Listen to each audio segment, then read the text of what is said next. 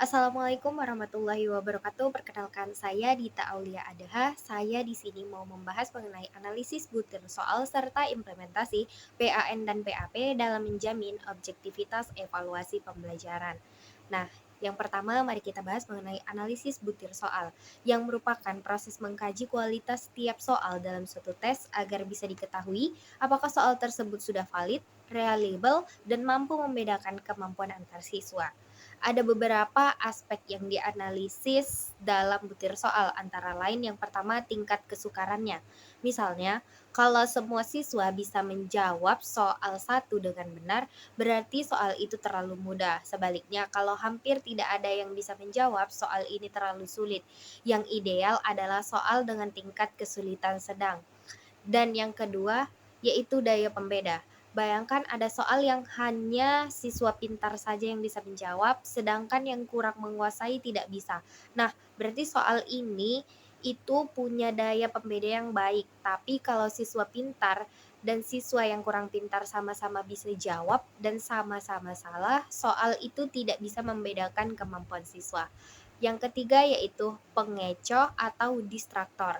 Dalam soal pilihan berganda, contohnya, kalau ada 4 pilihan tetapi 3 pilihannya salah, tidak pernah dipilih oleh siswa, berarti pengecohnya tidak berfungsi. Pengecoh yang baik seharusnya bisa membuat siswa yang belum paham ikut ragu dan memilih jawaban yang salah tersebut.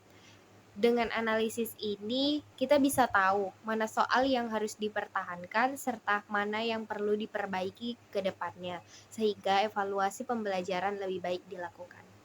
Selanjutnya yaitu pembahasan mengenai PAN dan PAP. Sekarang yang pertama yaitu PAN atau penilaian acuan norma.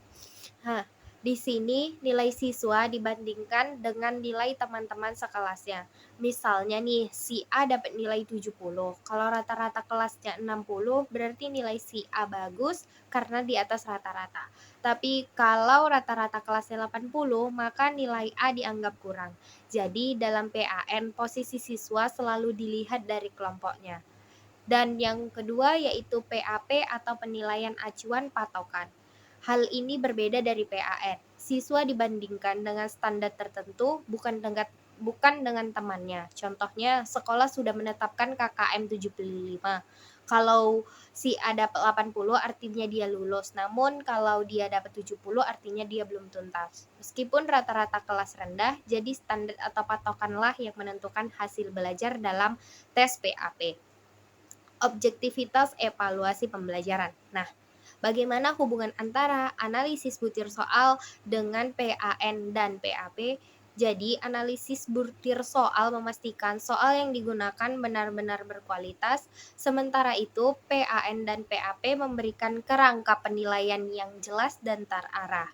Dengan PAN, guru bisa melihat variasi prestasi dalam kelas, dan dengan PAP, guru bisa menjamin bahwa siswa dinilai sesuai standar yang telah ditetapkan.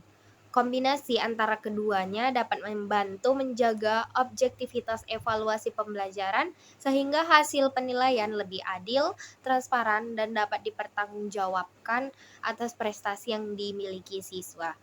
Jadi, sebagai kesimpulan, analisis butir soal itu penting untuk memastikan instrumen tes berkualitas. Sementara PAN dan PAP yang merupakan pendekatan yang bisa digunakan untuk menilai hasil belajar secara objektif. PAN melihat posisi siswa di kelompok dan PAP memastikan siswa sudah mencapai standar. Jadi, tidak hanya memberi nilai, tetapi juga memastikan bahwa nilai tersebut benar-benar mencerminkan kemampuan. Mungkin itu saja yang dapat saya jelaskan, kurang dan lebihnya saya mohon maaf. Assalamualaikum warahmatullahi wabarakatuh.